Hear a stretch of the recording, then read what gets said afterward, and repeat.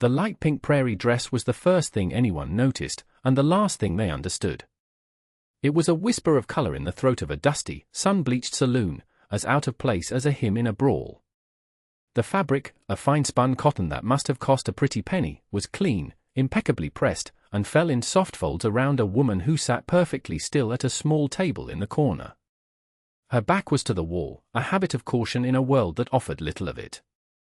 In front of her sat a glass of amber whiskey, untouched.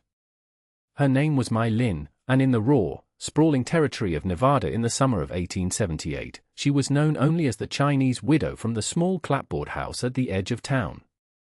A ghost who did her business, spoke to few, and wore dresses that belonged in a different life. The batwing doors of the Dust Devil Saloon slammed open, vomiting a man into the room who was built of noise and cheap confidence. Jedediah Stone was his name, a gunman whose reputation was larger than his skill, but his skill was still considerable enough to have put 3 men in the ground. He had a face like a slapped ham and small, mean eyes that swept the room for an audience. He'd just lost a month's wages at a poker table in the back, and the loss had curdled in his gut, demanding to be spat out at someone weaker. His eyes landed on Mai Lin. A slow, ugly grin spread across his face. He swaggered over, the jingle of his spurs a crude announcement. The low murmur of conversations in the saloon died, one by one, until the only sounds were the buzzing of flies and the creak of Jed's leather. He stopped before her table, planting his fists on his hips. "Well, look what we have here," he boomed, his voice filling the sudden silence. "A little china doll, all dressed up for a party." Mai Lin did not look up. She continued to stare into her glass, as if contemplating the mysteries of distilled corn. Her stillness was a challenge, a quiet refusal to acknowledge his power. It infuriated him. "I'm talking to you," he snarled, leaning closer. The smell of stale sweat and cheap cigars rolled off him. "You got cloth in your ears? Or you just forget your manners?" She raised her eyes then. They were dark, calm, and held a depth that seemed to swallow the light. There was no fear in them, only a profound weariness. "I have no business with you," she said. Her voice was low and clear, with no trace of an accent. The simple, direct statement caught him off guard. He had expected cowering, or perhaps a nervous titter. This was something else entirely. He felt the eyes of the other men in the saloon on him, the bartender wiping a glass, the ranch hands pausing with drinks halfway to their lips, even the stoic rancher Samuel Vance, who sat by the window, turned his head slightly. Jed's humiliation at the card table burned hotter. He needed to reclaim the room. "No business," he laughed, a harsh, grating sound. "Everybody in this town's got business with Jed Stone. See, I'm thinking you look too prim. Too proper. Sitting there in your pink dress like you're better than the rest of us. I think a woman like you needs to be taught her place." He reached out and grabbed her whiskey glass, downing the contents in one swallow. He slammed the empty glass back on the table, the crack of it sharp as a gunshot. "And I'm the man to do it," he finished, wiping his mouth with the back of his hand. Mai Lin's gaze dropped to the empty glass, then rose back to his face. A flicker of something, not anger, but a cool, hard resolve, passed through her eyes. "You are mistaken," she said, her voice still quiet but now edged with steel. "Oh, am I?" Jed drew himself up to his full height, his hand drifting down to rest on the butt of the Colt Peacemaker strapped to his hip. "I say you're a stuck-up little piece of foreign baggage, and I'm gonna prove it. High noon. In the street. You and me." A collective gasp went through the saloon.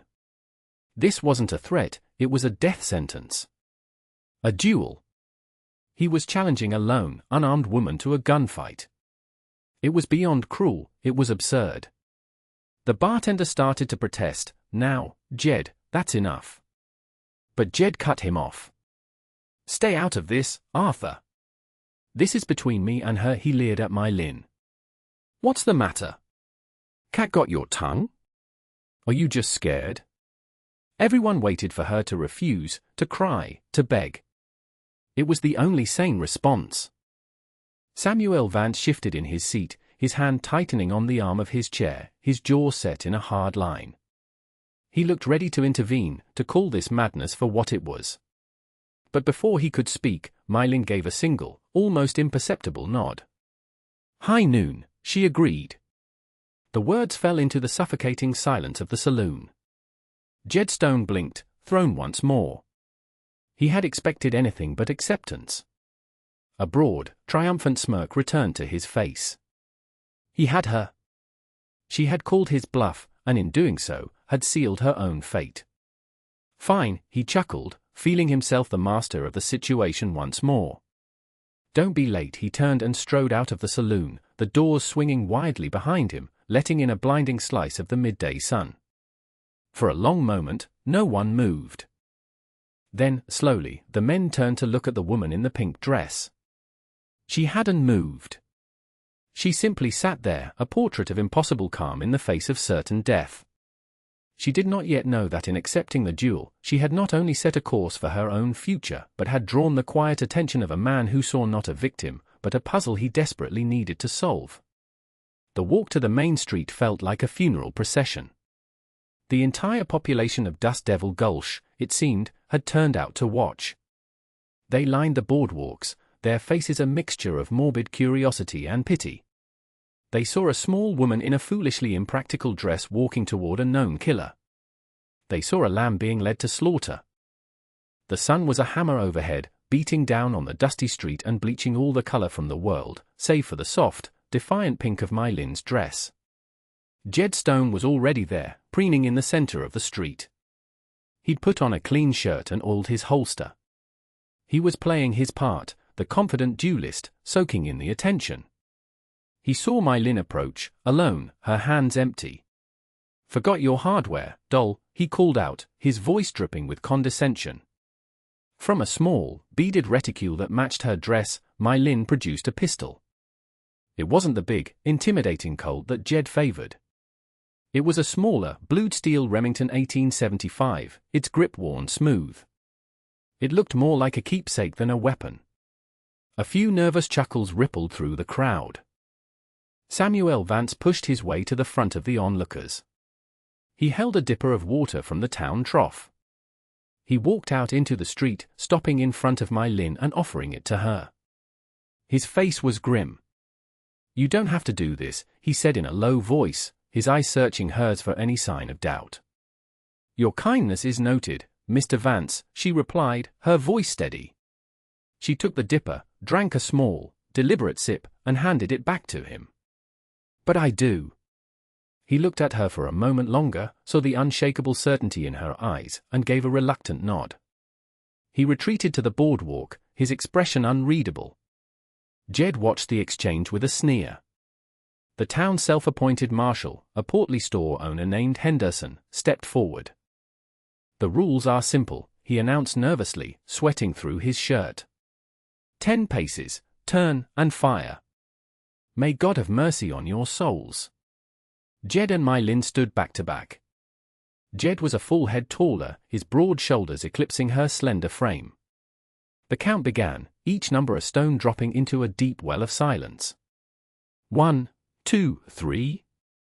Mylin's movements were fluid, economical. Each step was the same length, her body perfectly balanced. 7, 8, 9. Jed was already tensing, ready to spin, his mind full of the roar of the crowd and the satisfying thump of a body hitting the dirt. 10. He spun, his hand a blur as it snatched for his Colt. He was fast. He knew he was fast. The gun was clearing the holster, the barrel beginning to rise. But he was too slow. Mylin didn't spin.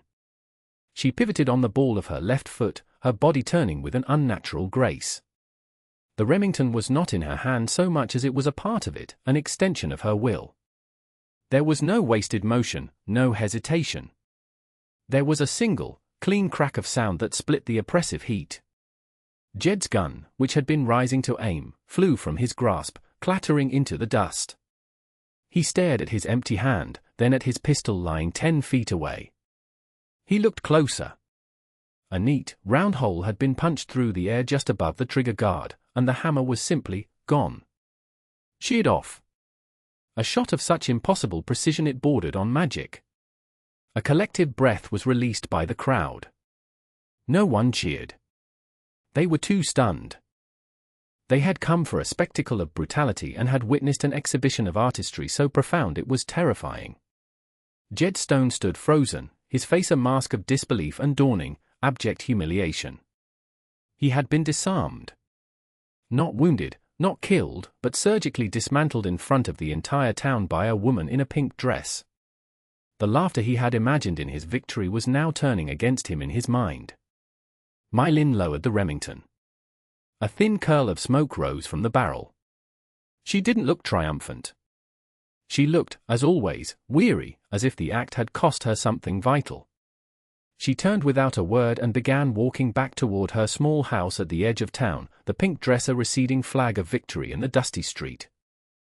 The crowd parted for her as if she were royalty or a phantom. Jed, his face turning a blotchy, furious red, finally broke his paralysis. He snatched up his ruined pistol and stalked toward his horse, refusing to meet the eyes of the townsfolk. As he swung into the saddle, he glared not at My Lin's retreating back, but at Samuel Vance, who stood watching with a look of quiet awe. "This ain't over, Vance," Jed snarled, his voice thick with venom. "You and your pet. This ain't over by a long shot." He spurred his horse viciously and galloped out of town, leaving a cloud of dust and a new, more dangerous threat hanging in the air. The duel was finished, but the trouble, Samuel realized with a cold knot in his stomach, had only just begun.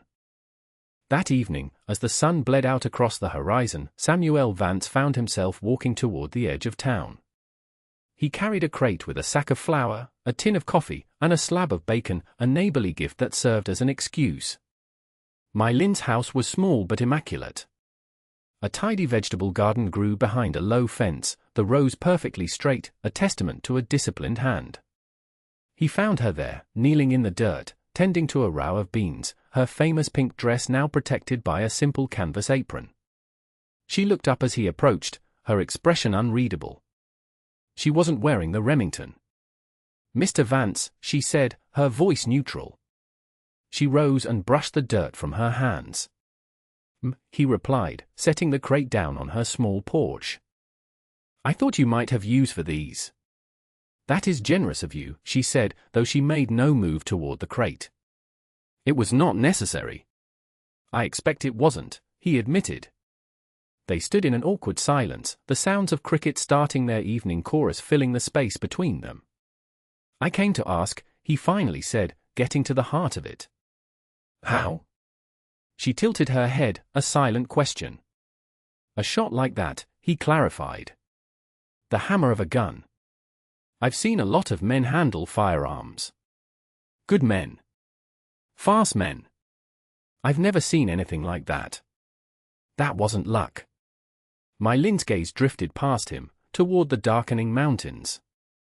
For a long time, he thought she wouldn't answer.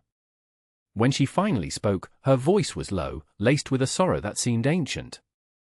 "My husband, Lee," she began. "He was not a laborer, as many in this town assume. We ran a freight business out of Sacramento. A successful one. The big companies did not like the competition." She paused, gathering her thoughts.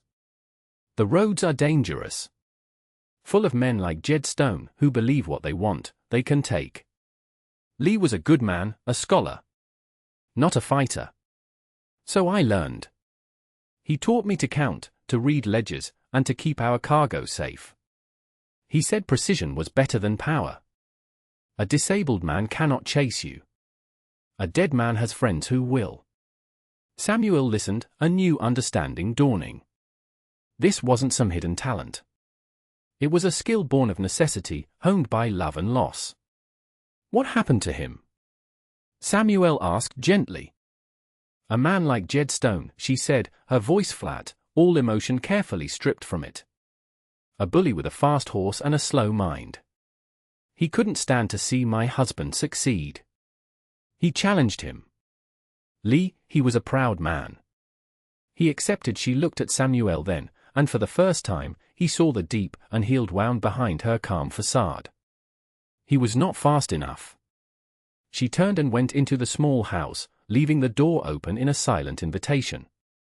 Samuel followed. The inside was as sparse and clean as the outside. On a small table, cleaned and oiled, lay the Remington. She picked it up, her touch reverent. "This was his," she said. "He bought it for me, but it was his. The grip is worn from his hand, not mine." The pistol was the object that held her past. It was a tool of her survival, but it was also the anchor of her grief. After he died, she continued, the business fell apart. His partners cheated me. The company men took our contracts. I came here to be forgotten. To be invisible. The pink dress, it is a costume. People see it, and they see a fragile thing. They do not look any closer. A sudden, frantic pounding on the door shattered the quiet intimacy of the moment. It was Henderson, the store owner, his face pale and slick with sweat. "Mr. Vance." A telegraph just came through from Carson's Crossing, he gasped, out of breath. "It's Jed Stone. He's not alone. He's got his brothers with him." The dispatcher said they were riding hard, heading this way. Said they were talking about burning out a rancher who took a liking to a China doll. The words hit the room like a physical blow. The threat was no longer just Jed's wounded pride. It was 3 armed men, intent on murder and arson, and they were coming for Samuel. They were coming for him because he had shown her a moment of public kindness. Samuel's face hardened. "Henderson, get back to town. Keep your lights low and your doors locked. Don't be a hero." Henderson nodded, gave Mylin a fearful glance, and scurried away into the twilight. Samuel turned to Mylin. "You need to leave," he said, his voice urgent. "Take my horse. Ride east. Don't stop until you reach the next territory. They're after me, not you. Once they've had their say with my ranch, they'll move on." It was the safe choice. The logical one. She could disappear again, find another town, another life of quiet anonymity. It was all she had wanted. But she looked from the Remington in her hand to the grim resolve in Samuel's eyes. She had spent a year running from her husband's ghost, hiding from the violence that had taken him. And now, that same violence had come for the first man to show her simple, human decency. To run now would be to betray not only him, but the memory of the man she had loved. "No," she said, her voice clear and firm. "They came for you because of me. This is my fight. This isn't a duel in the street," he argued. "This is 3 men against 2, at night. The odds are—" "The odds are poor," she interrupted, her gaze steady. "But a disabled man cannot burn a barn. A man with a broken hand cannot hold a torch. Precision, Mr. Vance. Not power."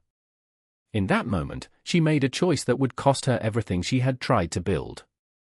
She was shedding the costume of the fragile widow. She was choosing to stand and fight, not for herself, but for another. Her invisibility was gone, and the legend she had tried to bury was about to be reborn in fire and gunpowder. 3 months later, the first chill of autumn was beginning to settle over the high desert.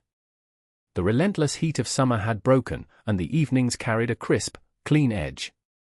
On the porch of Samuel Vance's ranch house, a lamp cast a warm, yellow glow over 2 figures bent over a ledger book.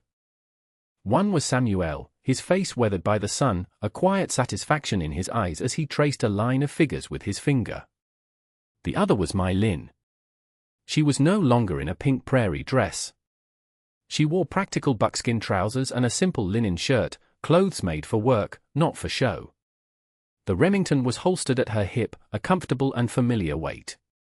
The night Jed Stone and his brothers had come to the ranch was already the stuff of local legend. It had not been the bloody battle the town expected. It had been a lesson in strategy. Mylin had directed their defense with the calm authority of a seasoned general. They hadn't stayed holed up in the ranch house. Instead, she had used the darkness and the terrain, setting up positions in the rocks above the corral. When the Stone brothers rode in, silhouetted against the moon, their torches held high, it was over before it began. A shot from the darkness sent a torch flying, sputtering out in the dirt. Another shattered the wrist of the second brother as he raised his rifle. The third shot, precise as a surgeon's cut, struck Jed's horse in the foreleg, sending it and its rider tumbling to the ground. In less than a minute, the attack was broken.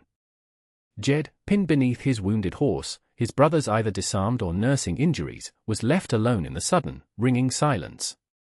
Mylin and Samuel had walked down from the rocks. She stood over Jed, her face illuminated by the moonlight, looking not like a woman, but like an instrument of pure justice.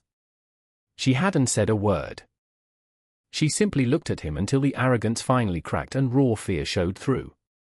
He and his brothers left that night, and were never seen in the territory again. Now, looking at the ledger, Samuel tapped a column.